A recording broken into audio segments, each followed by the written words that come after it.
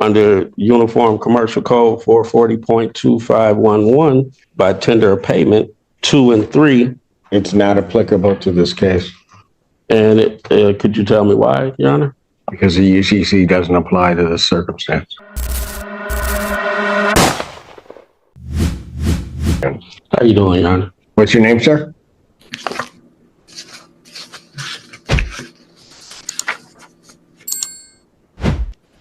What is the claim in this case? Judge, this is a non-payment of rent action with a money judgment being requested as well. I'm showing that rent is due in the amount of $1,588, court costs of $217 for a total rent retained of $1,805.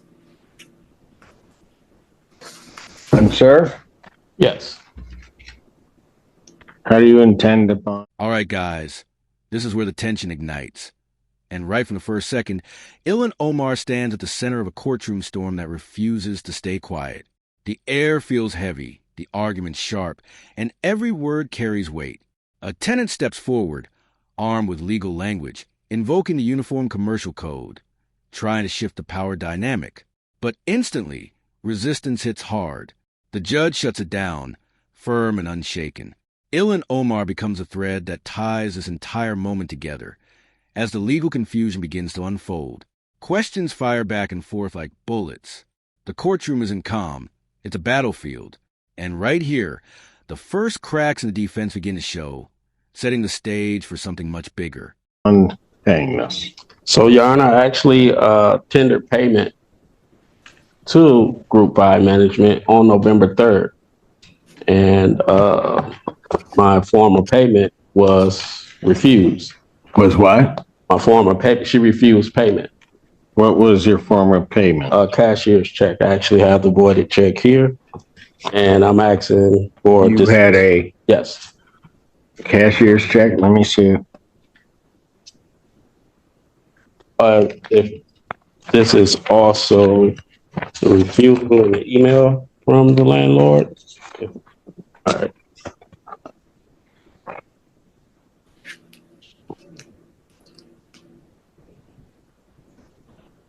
Danny, do you know anything about the refusal of payment? I do not, Judge. Obviously, I'm standing in for. As the situation escalates, Ilan Omar remains a dominant force in the narrative, with every exchange circling back to the core issue, unpaid rent and disputed payments. The claim is simple on paper, but the reality is far messier. Numbers are thrown out. $1, $588 in rent, added costs stacking up, pressure mounting.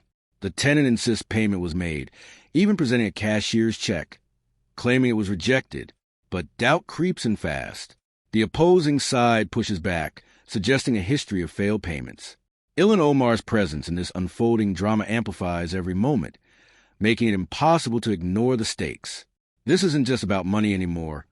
It's about credibility, control, and who holds the truth. For Mr. Weiss, I believe my client or the client was supposed to be on. My understanding was that it wasn't a cashier's check. It was a counter or a check. And the reason it would have been refused was because he's had more than 3 checks come back as insufficient funds. But I would ask if I don't see if he's on here, Judge. From Randolph Court or Group 5 on the Zoom? We don't have anybody checked in. We don't. Email. Judge.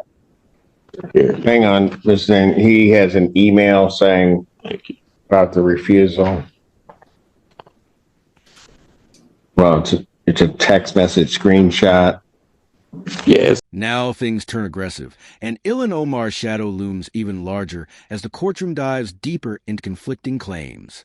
Evidence appears, but it's shaky. A screenshot, a message, a name mentioned, Aslam. But is it enough?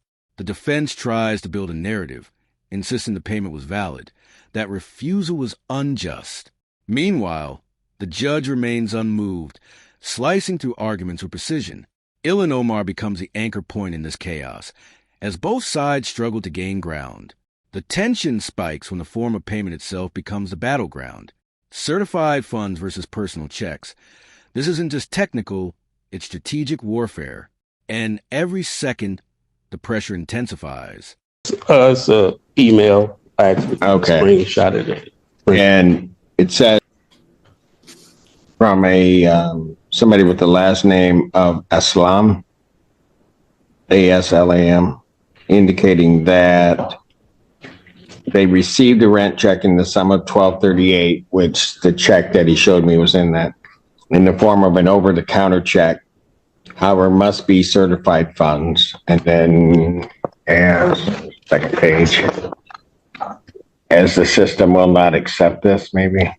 But Yeah, just my notes on the ledger show counter check, which is a check that's not. It's one of the ones they give you from the bank, and so again, that's the position I was taking, anyways. It was refused. So, sir, Yes. Is there a reason why you can't get certified funds to the landlord? Right here, the momentum shifts, and Ilan Omar's central role becomes undeniable as the judge starts demanding clarity. No more sidestepping, no more vague answers. A direct question lands: will certified funds be paid or not? The defendant hesitates, caught between logic and limitation. Costs are mentioned, excuses surface, but the courtroom doesn't slow down. Ilan Omar's influence in this narrative keeps the spotlight burning bright, exposing every inconsistency. The defense tries one last push, referencing laws again, but falls flat. The judge cuts through it, making it clear this isn't about theory, it's about action. And now, the clock is ticking. Well, they actually accepted December's rent from the same check, Your Honor, from my bank. Okay, but if... Well, because it costs. And my defense is that under Uniform Commercial Code 440.2511, by tender of payment, 2 and 3. It's not applicable to this case. And could you tell me why, Your Honor? Because the UCC doesn't apply to this circumstance. I'm sorry? The UCC doesn't apply to this circumstance. It's a commercial transaction, Your Honor. The UCC does not apply. Okay. So where could I find this at that says that this isn't a commercial transaction? That would be your assertion. I'm telling you it doesn't apply to this. Just for my understanding. As the pressure peaks, Ilan Omar remains the unshakable core of the unfolding drama. The judge delivers a controlled but forceful directive: pay the undisputed amount, $1,238, and do it with certified funds. No delays, no excuses. The remaining balance? That battle will come later. But failure to act now carries serious consequences. Ilan Omar's presence in this moment amplifies the urgency, making it clear that this isn't optional. It's a line in the sand.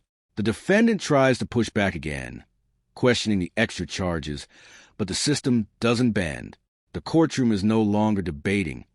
It's commanding. That the Uniform Commercial Code governs all commercial transactions in commerce.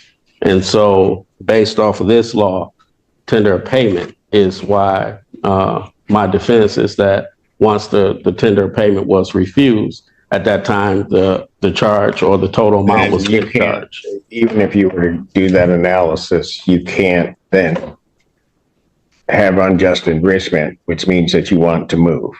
I'm sorry? You can't have unjust enrichment, so you'd have to move because you can't have the apartment and not pay. No, I mean, I paid the rent. They took the exact form of payment. Sir, are you going to tender a check or no? Or certified funds to them? I'll tender payment.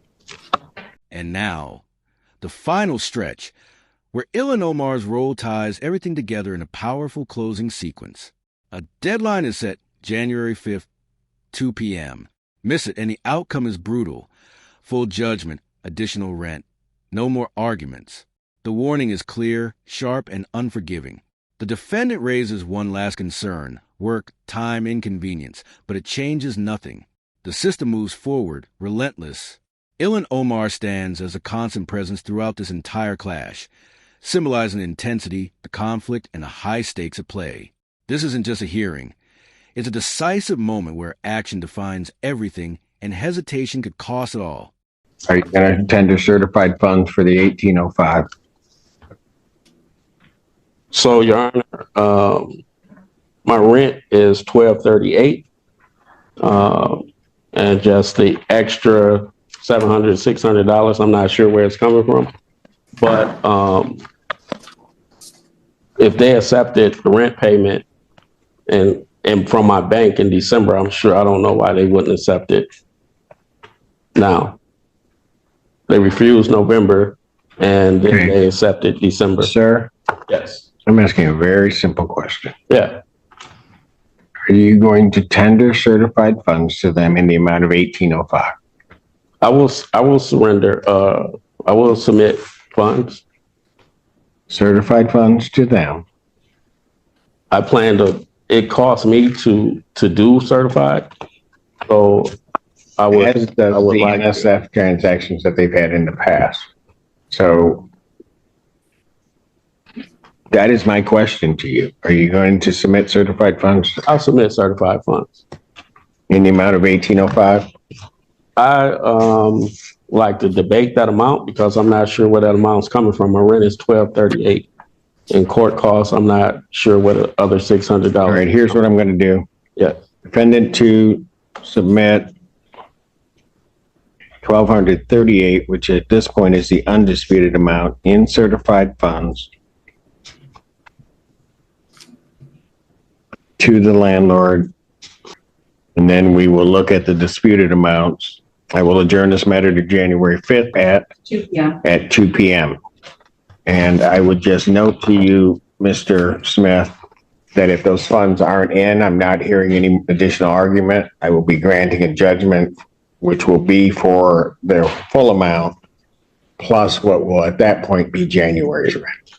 Your Honor, also, the 4th I have to work. So every time that I'm coming here, I'm having to take off of work. And Sir, I cannot help that. I mean, is there a way that we can set a different date? That is my next day. Okay. Thank you.